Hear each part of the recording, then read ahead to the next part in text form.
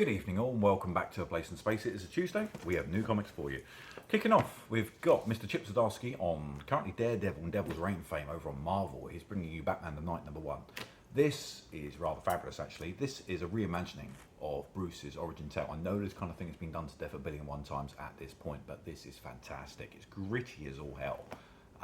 Really quite uncomfortable in places, which is exactly how it should be given the story of Bruce's origin and the deaths and the parents and whatnot.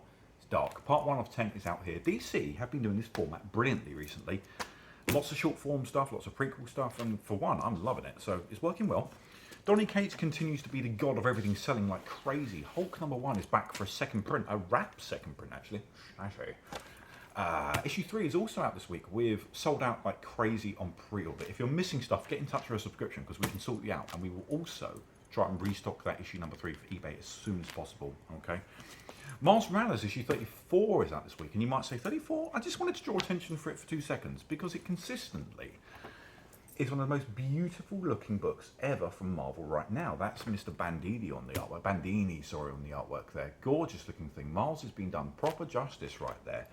Also, Mr. Tom Taylor is over on Nightwing on 88, another book which is just fantastic storytelling. No tricks, no hijinks, no special smoke and mirrors. Just great artwork and great storytelling. I'm doing mine in hardcover, so you're all ahead of me. Well done. I'll probably catch up in about half a year's time. Now then, Miss Jennifer. She is no longer Savage. She is sensational once more. Back to her lawyering degree. Miss Jen Bartel's on the very main cover there. Sorry. And it's beautiful. I highly advise you to pick this up super quickly before it will sell out and it will be gone. Okay, we're going to return to that title in just a few minutes' time. Mr. Ron Mars and Ron Lim are back, and they still believe it is 1997. But they're back for Superman. Silver Surfer Rebirth. Nothing has changed in these gentlemen's minds. They are continuing exactly where they left off before. So if you fancy yourself from Silver Surfer epicry, jump right in there. The Death of Doctor Strange. X-Men Black Knight #1. One shot. I can say that in one go, maybe. These are a series of one-shots which has been coming out, tying into the Death of Doctor Strange. Right, that's the latest one there. I'm not going to profess to know anything about this issue. I don't. I'm just going to let you know it's out today. X Lives of Wolverine is out now, and you've also got the X Deaths of Wolverine coming very shortly. These are a series of issues tackling all the big highlight eras over Logan's career at this point, of which there are so many. Wolverine is kind of tailoring down, and these will be picking off. So you're thinking, why is Marvel producing these two? This is essentially the Wolverine series proper at this point, so let's wait and see where that goes from here. But that is out now. Ben Reilly issue 1 is also out. Yeah, Ben's back, Clone's back.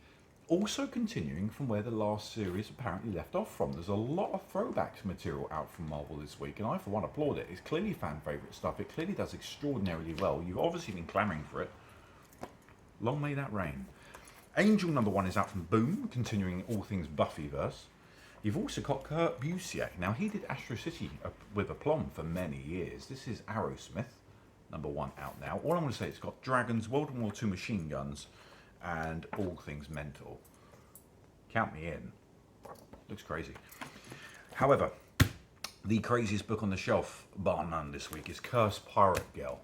Now, we spoke very briefly about this a couple of weeks ago on the preceding annual, which last came out in 2015. That's when the issue last came out, because the artwork looks like this. And apparently, I can only assume it takes years to draw a single page. If you're not pausing and looking at each page, I thoroughly recommend doing so, because trust me, you will not be able to take these pages in quickly. They are long looks. There's more going on in a single panel than I will ever likely draw in my lifetime.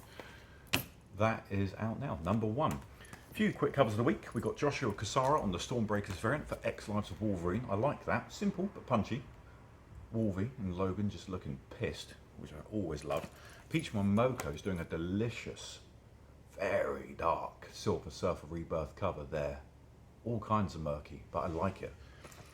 Archer chimes in with the She-Hulk cover. Very pretty. Jennifer looking all kinds of fantastic, as is Mr. Adam Hughes' version as well, doing a very minimalistic but perfect take. That's very cool. You're probably sick of me saying the name Lee Bermejo at this point, but he keeps on doing stuff like that, so he's in. Much worth. Javi Fernandez.